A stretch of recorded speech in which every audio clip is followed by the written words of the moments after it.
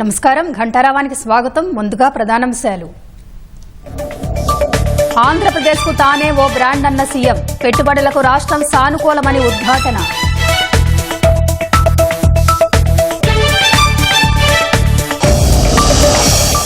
నేడు కోనసీమ జిల్లాలో సీఎం చంద్రబాబు పర్యటన, చెయ్యేరులో పేదల సేవలో కార్యక్రమానికి హాజరు.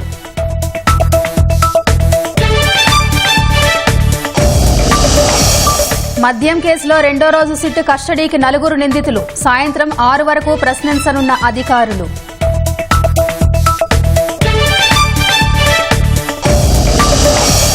ఏలూరు జిల్లాలో అదుపు తప్పి బోల్తా పడ్డ ప్రైవేట్ బస్, ప్రమాదంలో 18 మంది ప్రయాణికులకు గాయాలు.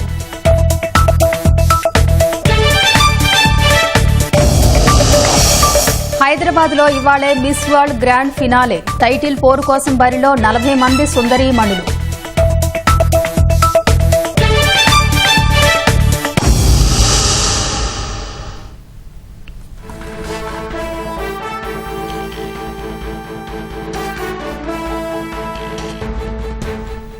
తాజా అంశాన్ని చూస్తున్నాం. మద్యం కేసులో కీలక నిందితులైన రాజకేశిరెడ్డి, ధనుంజయ రెడ్డి, కృష్ణమోహన్ రెడ్డి, గోవిందప్ప బాలాజీలను సిట్ రెండో రోజు కస్టడీకి తీసుకుంది. ఇక మరింత సమాచారం మా ప్రతినిధి శ్రీనివాస్ మోహన్ విజయవాడ నుంచి ప్రత్యక్ష ప్రసారం ద్వారా అందిస్తారు.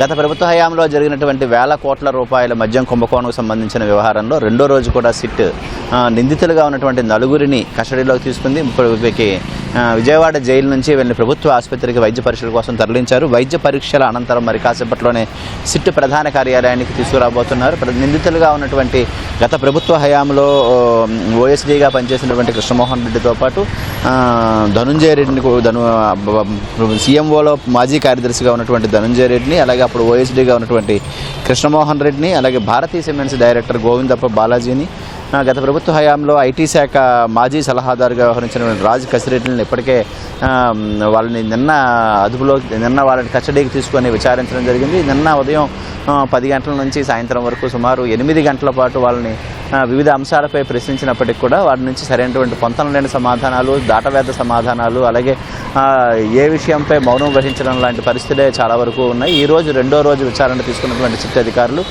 మరింత లోతైనటువంటి సమాచారాన్ని రాబట్టేందుకు ప్రయత్నిస్తున్నారు. ఉదయం 8 గంటలకే జైలు నుంచి విజయవాడ ప్రభుత్వ ఆసుపత్రికి ఈ 4 నిందితుల్ని తీసుకెళ్లడం జరిగింది. నిన్న ఉదయం 8 గంటల నుంచి సాయంత్రం 6 గంటల వరకు కస్టడీ ఉన్నప్పటికీ వారి నుంచి పొంతన సమాధానం రాబట్టడంతో సాయంత్రం 5 గంటల సమయంలోనే వాళ్ళని తిరిగి విజయవాడలో ఉన్నటువంటి జైలుకి పంపించడం జరిగింది.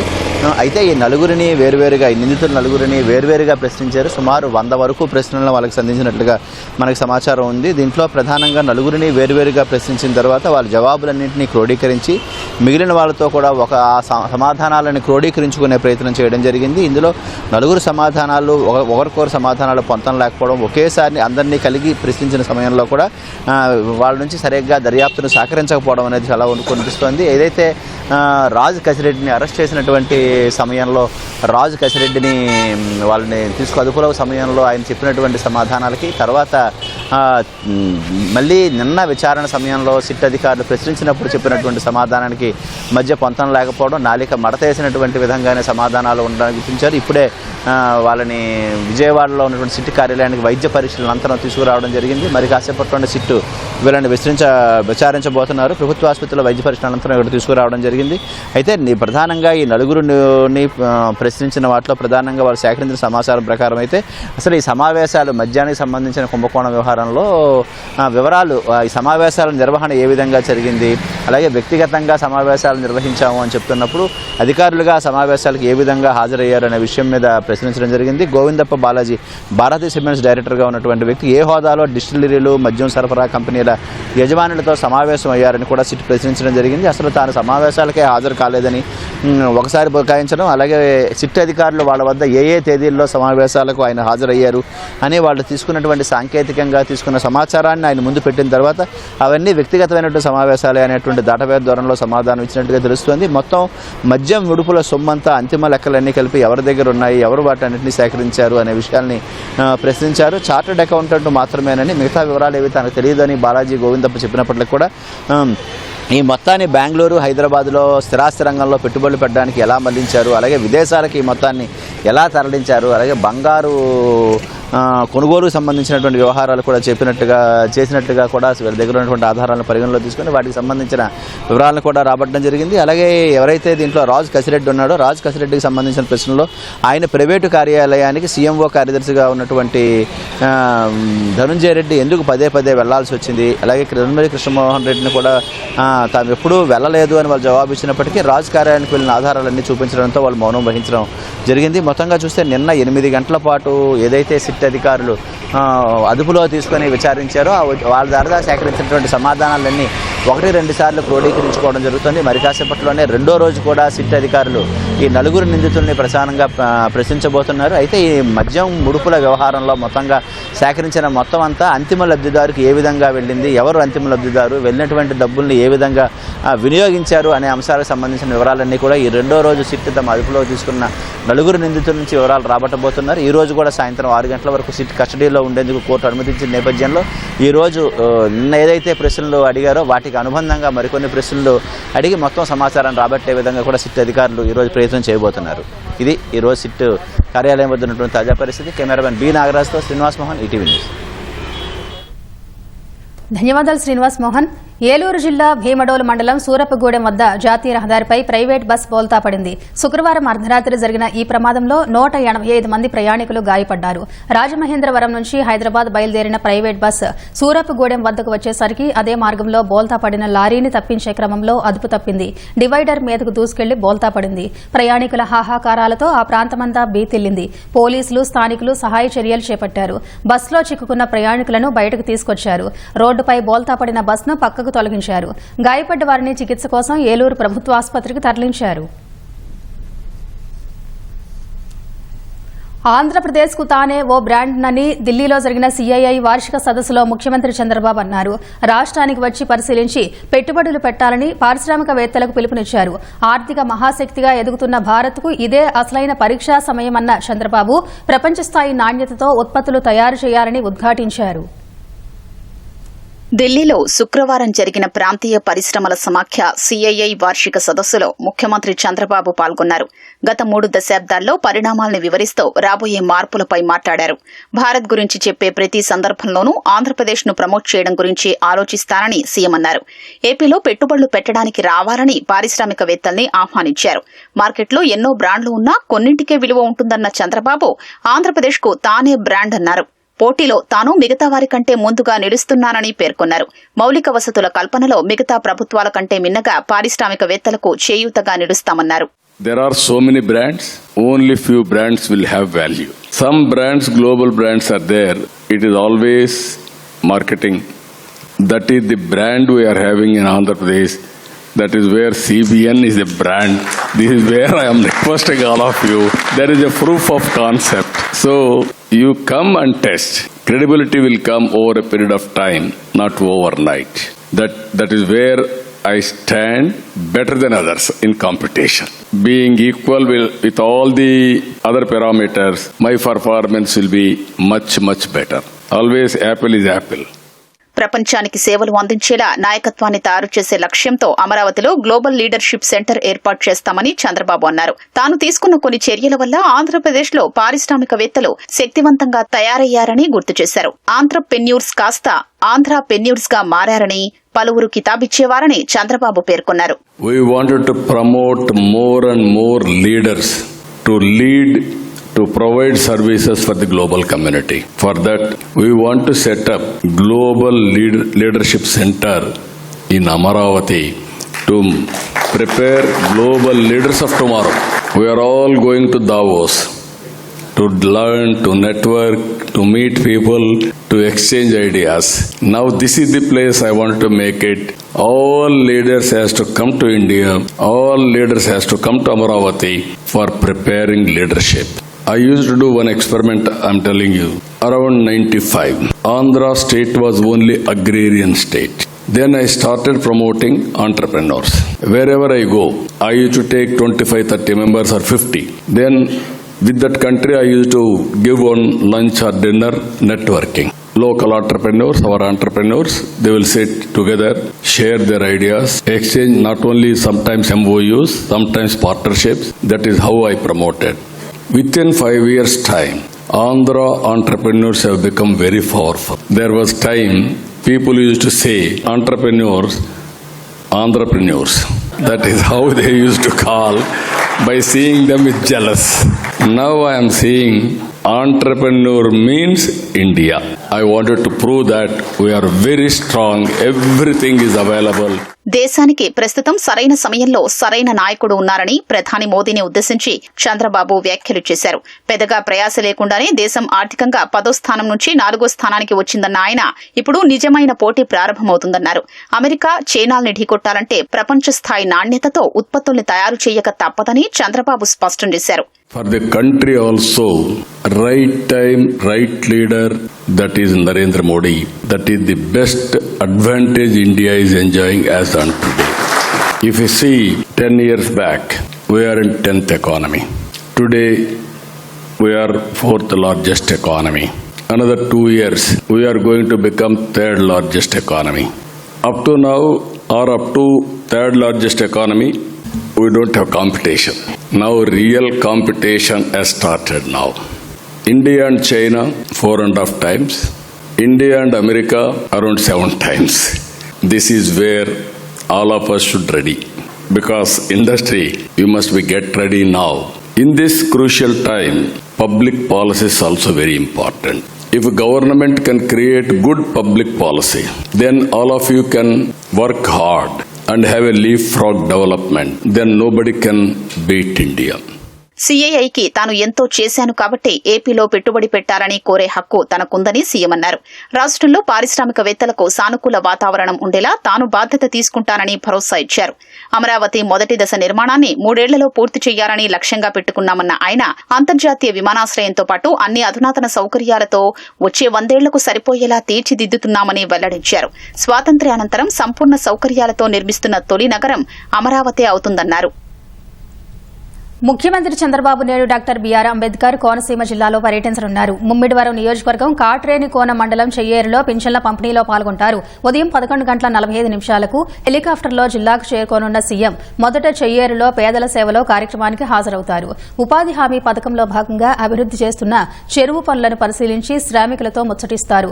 లబ్దిదారులకు ఎన్టీఆర్ భరోసా పింఛన్లు పంపిణీ చేస్తారు. తర్వాత ప్రజా వేదిక వద్దకు చేరుకుని స్థానికులతో సమావేశమవుతారు. ఎంపిక చేసిన బంగారు కుటుంబాలను మార్గదర్శులు దత్తత తీసుకునే కార్యక్రమంలో పాల్గొంటారు. అనంతరం సిహెచ్ గున్నేపల్లి చేరుకుని పార్టీ నాయకులతో సమావేశమవుతారు. తర్వాత సాయంత్రం 5:15 తిరిగి ఉండవల్లి పయనమవుతారు. హెలిప్యాడ్, సభా ప్రాంగణం, ఇతర ప్రాంతాలను శుక్రవారం Eluru range IG Ashok Kumar, collector Mahesh Kumar, SP కృష్ణారావులు పరిశీలించారు. సీఎం పర్యటన దృష్ట్యా భారీ ఏర్పాటు చేసినట్టు పార్టీ నేతలు వెల్లడించారు. అనంతపురం ఆర్టీసీ బస్టాండ్ సమీపంలోని ఎరువుల దుకాణంలో అగ్ని ప్రమాదం జరిగింది. తెల్లవారుజామున దుకాణం నుంచి మంటలు రావడంతో స్థానికులు అగ్నిమాపక సిబ్బందికి సమాచారం అందించారు. ఎరువుల దుకాణంలో రసాయన మందులు ఉండటంతో మంటలు పెద్ద ఎత్తున వ్యాపించాయి. అగ్నిమాపక సిబ్బంది సంఘటనా స్థలానికి చేరుకుని మంటలు అదుపు చేశారు. షార్ట్ సర్క్యూట్ వల్ల మంటలు వ్యాపించినట్టు పోలీసులు తెలిపారు.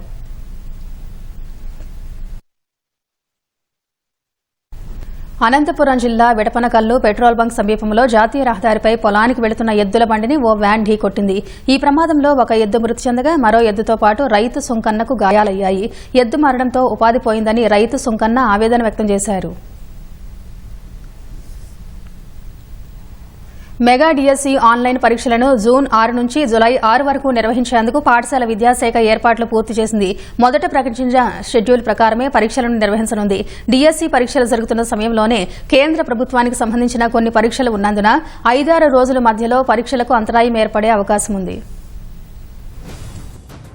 డిఎస్సీ నిర్వహణకు రాష్ట్రంతో పాటు తెలంగాణ, కర్ణాటక, తమిళనాడు, ఒడిశాల్లోనూ పరీక్షా కేంద్రాలను ఏర్పాటు చేశారు. దరఖాస్తు చేసిన 80% మందికి మొదట ఐచ్ఛికంగా నమోదు చేసుకున్న పరీక్షా కేంద్రాలు వచ్చేలా చర్యలు తీసుకుంది. దరఖాస్తుల సమయంలోనే పరీక్షా కేంద్రాలకు సంబంధించి 8 వరకు ప్రాధాన్యతా క్రమంలో ఐచ్ఛికాలు స్వీకరించారు. వీటి ప్రకారమే పరీక్షా కేంద్రాల్ని కేటాయించారు. హాల్ టికెట్లను రాత్రి నుంచి ఆన్లైన్ ద్వారా అందుబాటులోకి తెచ్చారు. కూటమి ప్రభుత్వం అధికారంలోకి వచ్చిన వెంటనే 16,347 పోస్టులతో మెగా డిఎస్సి ప్రకటించింది. దీనికి 3,35,401 మంది దరఖాస్తు చేశారు.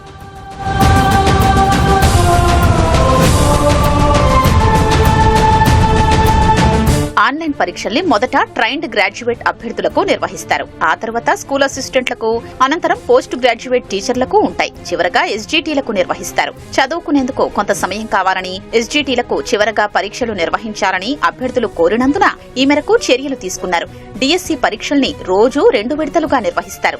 ఉదయం 9:30 గంటల నుంచి 12 వరకు, మధ్యాహ్నం 2 గంటల నుంచి 4:30 వరకు నిర్వహిస్తారు. ప్రిన్సిపల్, పీజీటీ, పీడీ పోస్టులకు మాత్రం పరీక్ష ఉదయం 9 నుంచి 12 గంటల వరకు నిర్వహిస్తారు. టీజీటీ, పీజీటీ, ప్రిన్సిపల్ అభ్యర్థులకు ఆంగ్ల భాషా నైపుణ్య పరీక్ష 1.5 గంటల ఉంటుంది.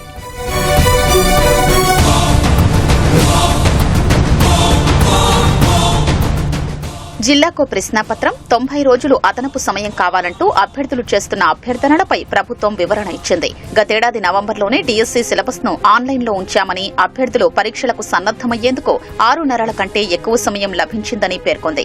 విద్యా సంవత్సరం జూన్లో ప్రారంభమవుతున్నందున 90 రోజులు అంతకంటే ఎక్కువ సమయం ఇస్తే విద్యా సంవత్సరం మధ్యలో వారు చేరాల్సి వస్తుందని పేర్కొంది. విద్యార్థుల అభ్యసన సామర్థ్యాలపై ప్రభావం పడుతుందని వెల్లడించింది. డిఎస్సి పారదర్శకంగా, ఎలాంటి లోపాలు లేకుండా నిర్వహించేందుకు కంప్యూటర్ ఆధారిత పరీక్ష మంచిదని, పేపర్ లీకేజీలు ఉండవని తెలిపింది. ఫలితాల్ని నార్మలైజేషన్ చేస్తారని, ఈ విధానాన్ని న్యాయస్థానాలు సైతం సమర్థించాయని పేర్కొంది. 10వ తరగతి పబ్లిక్ పరీక్షల మార్కుల రీకౌంటింగ్, రీవెరిఫికేషన్ కు దరఖాస్తు చేసుకున్న విద్యార్థుల్లో 38 మందికి అదనంగా 51 నుంచి 80 మార్కుల వరకు పెరిగాయి. 83% మంది మార్కుల్లో ఎలాంటి వ్యత్యాసం లేదు. 8,863 మందికి 1 నుంచి 5 మార్కులు ఎక్కువ రాగా 1,506 మందికి 6 నుంచి 10 మార్కులు పెరిగాయి. రాష్ట్ర వ్యాప్తంగా 10వ తరగతి పబ్లిక్ పరీక్షలకు 6,14,459 మంది హాజరు కాగా వారిలో 34,709 మంది 66,363 జవాబు పత్రాల రీకౌంటింగ్, రీవెరిఫికేషన్ కు దరఖాస్తు చేశారు. ఇందులో 64,251 దరఖాస్తుల రీకౌంటింగ్, 2,112 రీవెరిఫికేషన్ దరఖాస్తులున్నాయి. ఈ మొత్తంలో 11,175 జవాబు పత్రాల మార్కుల్లో మార్పులు చోటు చేసుకున్నట్లు పాఠశాల విద్యాశాఖ ప్రకటించింది. 2019 నుంచి పరిశీలిస్తే ప్రతి ఏడాది దాదాపు ఇంతే శాతంలో మార్కుల వ్యత్యాసం చోటు చేసుకున్నట్టు వెల్లడించింది. మరోవైపు రీకౌంటింగ్, రీవెరిఫికేషన్లోనూ తప్పిదాలు జరిగాయని సుమారు 500 మంది మళ్లీ దరఖాస్తు చేసుకున్నారు. అనకాపల్లి జిల్లా పాయికరావుపేట మండలం ఉద్దండపురంలో హోంమంత్రి వంగలపూడి అనిత ఎన్టీఆర్ భరోసా పింఛన్ల పంపిణీ కార్యక్రమం చేపట్టారు. ఉదయాన్నే పెన్షన్ లబ్దిదారుల ఇంటికి వెళ్లి స్వయంగా పింఛన్లు అందజేశారు. అనంతరం గ్రామంలో పర్యటించి ప్రజల సమస్యలు అడిగి తెలుసుకున్నారు. ఓ ఇంట్లోకి వెళ్లి స్వయంగా టీ తయారు చేసిన అనిత స్థానికులతో కలిసి తాగారు. గతంలో ఏ ప్రభుత్వం చేయని విధంగా కూటమి ప్రభుత్వం ఒకరోజు ముందుగానే లబ్దిదారులకు పింఛన్ అందిస్తోందని హోంమంత్రి వెల్లడించారు. నెల్లూరు జిల్లా అల్లూరు మండలంలోని గ్రామాలు ఇంకా నీటి ఎద్దడిని ఎదుర్కొంటున్నాయి. 25 ఏళ్ల కిందట ఏర్పాటు చేసిన మంచినీటి పథకం సరిగ్గా పనిచేయకపోవడం వల్ల ప్రజలు దాహార్తితో ఇబ్బంది పడుతున్నారు. కొళాయిలకు నీరు సరిగా రావడం లేదని స్థానికులు వాపోతున్నారు.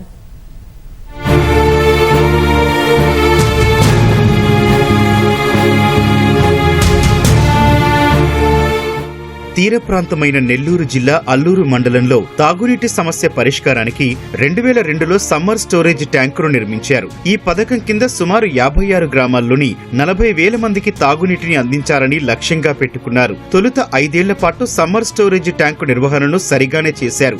ఆ తర్వాత మోటార్లు మరమ్మతులకు గురయ్యాయి. వైసీపీ ప్రభుత్వం దీని నిర్వహణను పట్టించుకోలేదు. పనులు చేయకుండానే మరమ్మతుల పేరుతో 45 లక్షల నిధులను స్వాహా చేశారు. దీనివల్ల నిర్వహణ లేక సమ్మర్ స్టోరేజ్ ట్యాంకులో ఏర్పాటు చేసిన మోటార్లు, శుద్ధి చేసే ప్లాంట్ పైపులు పూర్తిగా తుప్పుపట్టాయి. పైపుల నుంచి నీరు లీక్ అవుతోంది. వారానికి ఒకసారి మాత్రమే నీటిని సరఫరా చేస్తున్నారని, చాలా గ్రామాలకు నీరు అందడం లేదని స్థానికులు వాపోతున్నారు.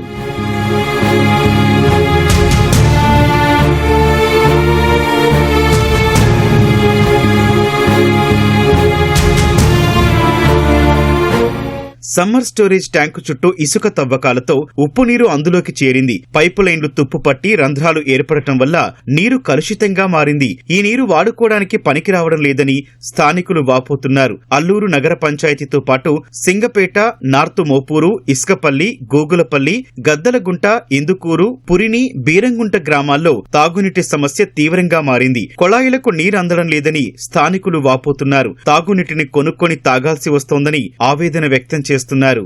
నీళ్ళు 4 రోజులకి 5 రోజులకి కట్ట వస్తాయి. ఏంటంటే ఏదో ప్రాబ్లం అయితే అప్పుడు చెప్తా ఉంటారు. అవి తాగేదాన్ని పనికిరావు.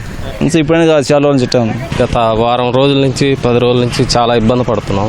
ఉండు 2 రోజులకు ఒకసారి వస్తాయి, మధ్యలో వారం 10 రోజుల దాకా రావు. 3 నెలలుగా ఒకసారి ఆగిపోయింది. ఈ మధ్య అదే వర్క్ జరుగుతుంది, ఇబ్బంది సార్. ట్రాక్టర్లు వస్తున్నాయి కొద్ది రోజులు. లైను నీళ్ళు రావట్లేదు, 4 నెలల నుంచి రావట్లా. తాగడానికి క్యాన్ నీడు కొనుక్కో, దానికి 12 రూపాయలు క్యాను. రోజు 2 తీసుకుంటాం. ప్రతి ఒక్కరికి తాగే నీళ్లు చాలా అవసరం. గత 50 సంవత్సరాలు ఊర్లో అక్కడక్కడ చిన్న చిన్న కాలనీలో బావులు ఉండేవి. ఆ బావులో మంచినీరు ఉండేది. ఈ రోజు ఆ బావులు లేవు, అన్ని ఆక్రమణలకు అయిపోయినాయి. ఈ రోజు పంచాయతీ నీళ్లు వస్తేనే మేము వాటిని తాగాల. పంచాయతీ నీళ్లు రావాలనంటే అక్కడ స్టోరేజ్ లేదు, పంపింగ్ లేదు. ఆ వాటర్ కోసం మేము ఎన్నిసార్లు పోయి మండల కార్యాలయాల్లో మేము ఎన్నిసార్లు ఫిర్యాదు చేసినా స్టోరేజ్ లేకుండా మేమేం చేయగలం అంటున్నారు. మా గ్రామంలో రోజు మధ్య ట్యాంకర్ వస్తుంది. ఆ ట్యాంకర్ ద్వారా ఆ నీళ్లు అందిస్తున్నారు, తాగే నీళ్లు. ఉప్పు నీళ్ళే అంటే ఒక 20 సంవత్సరాల నాడు మంచి నీళ్ళు, ఈరోజు అన్ని సాల్ట్ అయిపోయినాయి. అన్ని water only depending on panchayati water. అవి స్టోరేజ్ పెంచాలా, తర్వాత పైపు లైన్లు కూడా రీఆర్గనైజ్ చేయాలా. ఎప్పుడో చిన్న పైపులు వేసారో పైపుల్లో నీళ్లు చాలవు కదా. మంచినీటి పథకంలోని చిన్న చిన్న సమస్యలను గ్రామీణ నీటి సరఫరా విభాగం అధికారులు పరిష్కరించడం లేదని స్థానికులు ఆరోపిస్తున్నారు. సోమశిల నుంచి నీటిని తెచ్చి సమ్మర్ స్టోరేజ్ ట్యాంకును నింపుతున్నా వాటిని కొళాయిలకు సరఫరా చేయడం లేదంటున్నారు. ఇప్పటికైనా కాలం చెల్లిన మోటార్లను మార్చాలని, తుప్పు పట్టిన పైపు లైన్ల స్థానంలో కొత్త పైపు లైన్లు ఏర్పాటు చేయాలని వేడుకుంటున్నారు. పశ్చిమ బెంగాల్లో టీఎంసీ ప్రభుత్వం హింస, అవినీతి, అక్రమాలను పెంచి పోషిస్తుందని ప్రధాని మోదీ చేసిన ఆరోపణలపై ఆ రాష్ట సీఎం మమతా బెనర్జీ మండిపడ్డారు. సంకుచిత ప్రయోజనాల కోసం రాజకీయ కోణంలో మోదీ తప్పుడు ప్రచారం చేశారని మమతా బెనర్జీ ఆరోపించారు. అలీపుర్దువార్ జిల్లాలో తమ ప్రభుత్వం ప్రజలకు చేసిన ముఖ్యమైన అభివృద్ది పనులను తక్కువ చేసి తుడిచిపెట్టే యత్నం చేశారని దుయ్యబట్టారు. అలీపుర్దువార్లో తృణమూల్ కాంగ్రెస్ అభివృద్ది పనులను చొరవ తీసుకుందన్న మమతా బెనర్జీ వాటిని వివరిస్తూ ఎక్స్ మాధ్యమంలో ఓ సుదీర్ఘ పోస్టు పెట్టారు. మతం, జాతి, కులం లేదా సంకుచిత మనస్తత్వం ఆధారంగా ప్రజలను తమ పార్టీ విభజించదని మమత స్పష్టం చేశారు. తాను నిరంతరం ప్రజల కోసం పనిచేస్తానని, ఎల్లప్పుడూ వారి పక్షాన నిలుస్తానని చెప్పారు. గురువారం ఉత్తర బెంగాల్లోని అలీపుర్దువార్లో జరిగిన ర్యాలీలో పాల్గొన్న ప్రధాని ముర్షిదాబాద్ అల్లర్లు, ఉపాధ్యాయ నియామక కుంభకోణాన్ని ఉదాహరించారు. బెంగాల్ ప్రజలు తృణమూల్ ప్రభుత్వాన్ని తరిమికొట్టాలని తీవ్రంగా ప్రయత్నిస్తున్నారని చెప్పారు.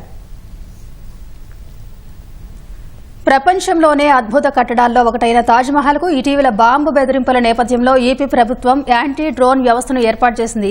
తాజ్మహల్ కు గగనతల ముప్పును ధీటుగా ఎదుర్కొనేందుకు ఈ వ్యవస్థ దోహదపడనుంది. తాజ్మహల్ ప్రాంగణంలో యాంటీ డ్రోన్ వ్యవస్థను ఏర్పాటు చేసినట్టు అధికారులు తెలిపారు. నిషేధిత గగనతలంలోకి ప్రవేశించే ఏ డ్రోన్ను అయినా ఇది కూల్చివేస్తుందని చెప్పారు. ఈ వ్యవస్థ 8 కిలోమీటర్ల పరిధిలోని డ్రోన్లను నిలిపివేయగల సామర్థ్యం కలిగి ఉందని, అయితే తాజ్మహల్ భద్రతను పరిగణలోకి తీసుకుని ప్రస్తుతానికి 500 మీటర్ల లోపు పర్యవేక్షణను పరిమితం చేసినట్టు చెప్పారు. డ్రోన్లను అడ్డుకునేందుకు ఈ వ్యవస్థ radio frequency, GPS signal jamming టెక్నాలజీని ఉపయోగిస్తుందని అధికారులు తెలిపారు. డ్రోన్ను కూల్చివేసిన తర్వాత పరికరాన్ని స్వాధీనం చేసుకునేందుకు ఓ ర్యాపిడ్ రెస్పాన్స్ బృందం ఆ ప్రదేశానికి చేరుకుంటుందని, డ్రోన్ను ఆపరేట్ చేస్తున్న వ్యక్తిని కూడా ట్రాక్ చేస్తుందని చెప్పారు.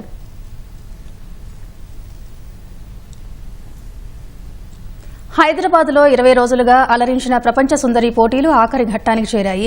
ఈ నెల 10న గచ్చిబౌలి ఇండోర్ స్టేడియంలో వైభవంగా ప్రారంభమైన 72వ మిస్ వరల్డ్ పోటీలు ఈ సాయంత్రం ముగియనున్నాయి. మొత్తం 108 దేశాల నుంచి సుందరీమణులు పోటీలో పాల్గొనగా విజేత ఎవరో నేడు తేలిపోనుంది. Head to head challenge, top model, beauty with purpose, multimedia, sports talent పోటీల్లో గెలిచిన 16 మంది నేరుగా క్వార్టర్స్ లో స్థానం దక్కించుకున్నారు. వీరు కాక మరో 24 మంది వివరాలు ఫైనల్స్ లోనే ప్రకటించనున్నారు. మొత్తం 40 మంది మధ్య పోటీ పెట్టి విజేతను నిర్ణయిస్తారు. విజేతకు ప్రస్తుత మిస్ వరల్డ్ క్రిస్టినా పిస్కోవా ప్రపంచ సుందరి కిరీటాన్ని అలంకరిస్తారు. ఫస్ట్, సెకండ్, థర్డ్ రన్నరప్ లను న్యాయ నిర్ణేతలు ప్రకటిస్తారు. ముగింపు వేడుకలకు హైటెక్స్ లో ప్రభుత్వం ఘనంగా ఏర్పాట్లు చేసింది. తెలంగాణ సీఎం సహా పలువురు ప్రముఖులు పాల్గొనున్నారు.